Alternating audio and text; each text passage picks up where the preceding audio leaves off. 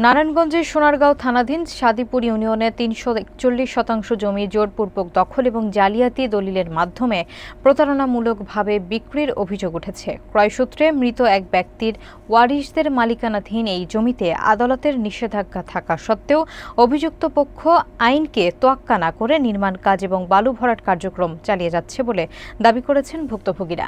এ ঘটনায় ভুক্তভোগী পরিবার আদালতের শরণাপন্ন হয়েছিল। বিস্তারিত থাকছে আক্তার হোসেনের প্রতিবেদনে। নারায়ণগঞ্জের সোনারগাঁও থানাধীন সাদিপুর মৌজার কাজীপাড়া বাজারের পূর্ব পাশে আদমপুর বাগে অবস্থিত ৩৪১ জমি জোরপূর্বক দখল এবং আদালতে নিষেধাজ্ঞা অমান্য করার অভিযোগ উঠেছে। এই জমিটির ক্রয় সূত্রে মালিক ছিলেন মৃত আমির খান। তিনি মারা যাওয়ার পর আইনগত এবং সামাজিকভাবে এই সম্পত্তির মালিক হন তার ওয়ারিশগণ। তবে অভিযোগ উঠেছে ওই এলাকার আব্দুল মজিদ খান এবং তার সন্ত্রাসী গোষ্ঠী মৃত আমির খানের এই জমিটি জোরপূর্বকভাবে দখল করে জালিয়াতি দলিল ব্যবহার করে প্লট আকারে প্রতারণামূলকভাবে বিক্রি করেছেন। আব্দুল মজিদ খান এবং তার সন্ত্রাসী বাহিনীর সঙ্গে কোনোভাবেই পেরে না উঠে ভুক্তভোগী জিহাদ খান আদালতের দ্বারস্থ হন। তিনি দেওয়ানি মামলা নম্বর ৩০১ এবং ক্রিমিনাল মামলা নম্বর ৩৬০ দায়ের করেন। মামলার পরিপ্রেক্ষিতে আদালত ওই জমির উপর চলতি বছরের ১২ অক্টোবর ১৫১ ধারা মোতাবেক নিষেধাজ্ঞা জারি করেন। আদালত জানান ২০২৬ সালের ২৯ এপ্রিল পর্যন্ত ওই জমির উপর কোনো ধরনের কার্যক্রম করা যাবে না। কিন্তু ভুক্তভোগীর অভিযোগ, আদালতের এই নিষেধাজ্ঞা অমান্য করে আইনকে তোয়াক্কা না করেই অভিযুক্তরা নির্মাণ কাজ এবং বালু ভরাট কার্যক্রম চালিয়ে যাচ্ছেন। আমার সৎমা রেহানা আর আমাদের কাশপুরের মজিদ খান এই বিএনপির নাম ভাঙিয়ে খায়। আর কাদির, আব্দুল কাদির, জাহাঙ্গীর, জুলাস, ইকবাল, মোহাম্মদ আলী, ইউসুফ, তারপরে আছে এই নিপুণ খান, লেখত খান ইত্যাদি আরও কয়েকজন আছে। আমার ক্ষেত্রে আমি বলতে চাইতেছি তারা যেন কোর্টে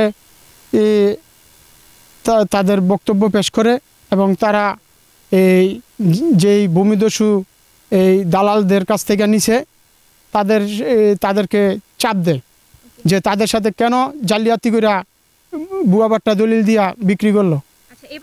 ওই মামলার রায় হয় নাই। ওই মামলার জন্য আসামি যখন ধরছে ডিবি রিয়াদ দুসার ছিল, তখন আমার থেকে ওনায় ১০ লাখ টাকা চায় যে মামলার অনসিষ্টিপুর করামু, তাইলে তোর সৎমা এই জায়গায় জড়িত আছে, তোর সৎমা পালাইছে, তোর সৎমা এই মামলায় পড়ব এবং আরও তো খানবাড়ির কিছু কিছু লোক এই জায়গায় হয়ে যাবো গা, এই তোর খানবাড়ির তোর বংশের লোকেরই করাইছে, তোর সৎমায় সহ কারা কারা এই হত্যা করাইলো। আমার বাইরে শুধু শুধু গুলি করে মারলো। আমার একটা ভাই ওনার MA পাস, ওনারে গুলি করে মারলো। কি অপরাধ ছিল আমার বড় ভাইয়ের যে কি কারণে মারছে এটার কোনো কুলু পাইলাম না যে কে মারাইলো।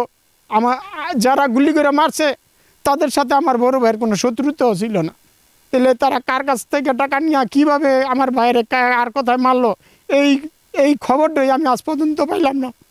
তারা টাকা পয়সা দিয়া প্রশাসনে এই চার্জশিট দেওয়াই নাই, মামলার অরিজিনাল কোনো তদন্ত করে নাই, চার্জশিট দিয়েছে। আর আমার বিভিন্ন সময় হুমকি দিয়েছে, আমি বাড়িতে পারি না, আমি কোর্টেও যাইতে পারি নাই। এই জমিকে ঘিরেই তো এত রহস্য। জি, এই সম্পদের জন্য আমার এই বাইরের এখানে সাইনবোর্ডটা লাগাইছিলাম গ্যাস সপ্তাহ।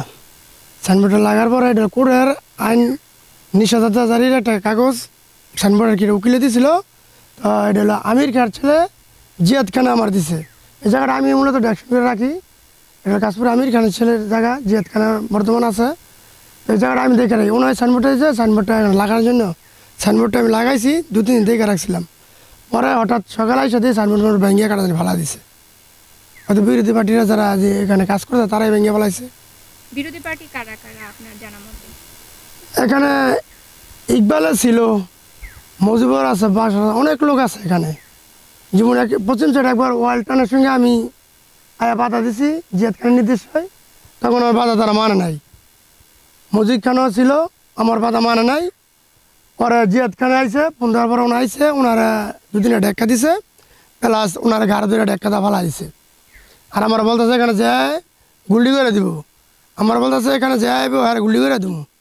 তো আমি জিয়াদ খান হলে আমরা আয় পড়ছি ঘরে। জিয়াদ খানে 2 দিনে ডেক্কা দিছে, ঘাড়ে ডেক্কা ডেকে 2-3টা ডেক্কা মারছে, ঘাড়ে ধরে একটা ডেক্কা মারছে। পরে আমরা চলে আসছি। কিন্তু আমরা ছোটো বালতা দেখে আসতেছি এই জায়গা কাশপুর আমির খানের জায়গা, জিয়াদ খানের অ্যাকশন করে ওনার বাপের জায়গা। কিন্তু এখানে রাত্রে হুস্কুনিয়ে চালায়, এখানে রাত্রে কাজ চলে, বিভিন্ন সমস্যা। এখানে এই যে আমরা দেখলাম যে ড্রেজারে হচ্ছে ভরাট চলছে, আপনি কি জানেন যে আদালত থেকে নিষেধাজ্ঞা জারি করা হয়েছে যে এই জমির উপরে কোনো ধরনের কার্যক্রম করা যাবে না, তারপরও কারা এই ড্রেজার ফালাচ্ছে আপনাদের জানা মতে? এটা ওই যে ইকবালের যে পানি আসতে স্যার আমি জিগাইলাম, ওই ইকবালে কইছে এটা আসতে কেউ সেটা জল্লা আসতেছে। এটা মূলত আমির খানের জায়গা হই, কাশপুর আমির খানের জায়গা হই। এই জায়গাটা পড়ায় পানি আসা শেষ পর্যায়ে এই খালটা হিচ্ছে লাগছে, এটা জল্লাটা যে জায়গাটা হিচ্ছা এটা আবার ডেজার 5 বসাইছে। আজকে বালু ফালার কথা ছিল, তাই বালু ফালা নাই, অনেকে মাছ ধরতেছে।